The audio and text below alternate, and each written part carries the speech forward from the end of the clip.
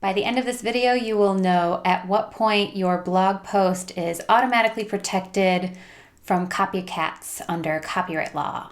Let's go.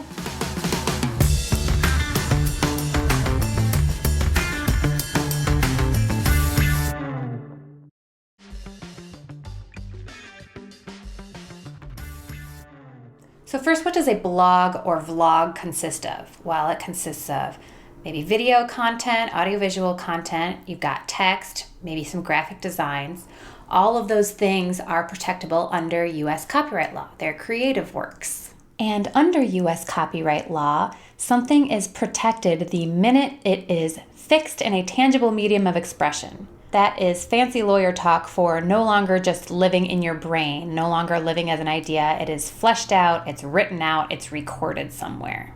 So is a blog automatically protected? Yep. Even before you hit publish, you own the copyright to what you've created there. Now, a lot of people confuse copyright protection with copyright registration.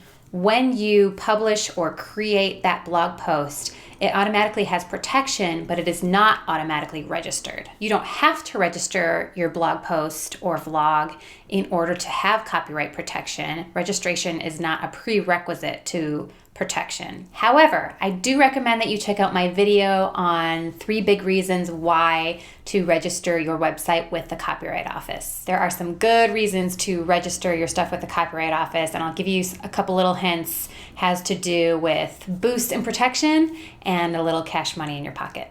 So I hope that this helps you better understand when a blog is automatically protected from copycats under U.S. copyright law, and I will see you next time. If you are interested in learning how to register your blog or website with the Copyright Office, I am, for the first time, releasing a live workshop.